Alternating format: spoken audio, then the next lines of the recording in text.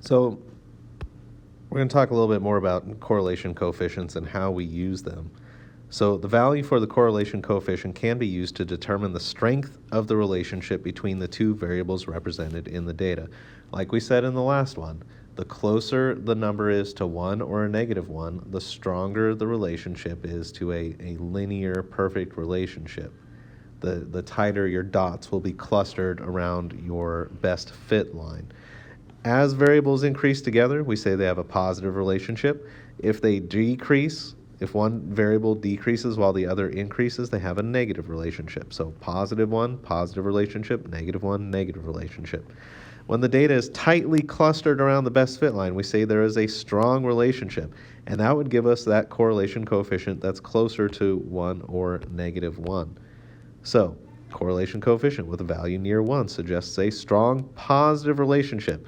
The data tends to be tightly clustered around the line, and then when one variable increases, the other does as well. Now, -1 suggests a very strong negative relationship between the variables. Again, most of the data tends to be tightly clustered around a line, but now when one value increases, the other decreases. Weaker correlations mean there may be other reasons the data is variable other than the connection between the two variables. For example, number of pets and number of siblings has a weak correlation. There may be some sort of relationship there, but there's lots of different factors that account for the variability in the number of pets other than the number of siblings. The context of the situation should be considered. So, like in physics, measuring with precise instruments, a correlation coefficient of 0.8 might not be considered strong.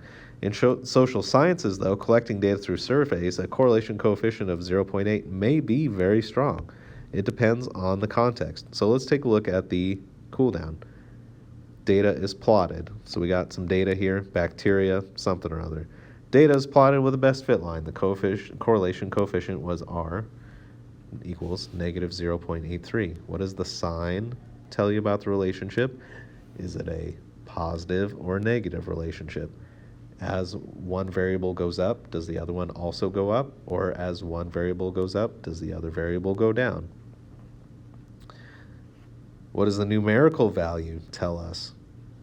Well, closer to 1 or -1 means stronger relationship. So, what does that correlation coefficient tell you? In a follow-up study, a group of scientists collected data that was fit by a linear model with a correlation coefficient of -0.94. Which study suggests a stronger relationship?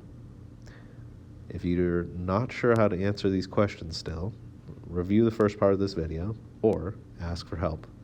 Have a great day.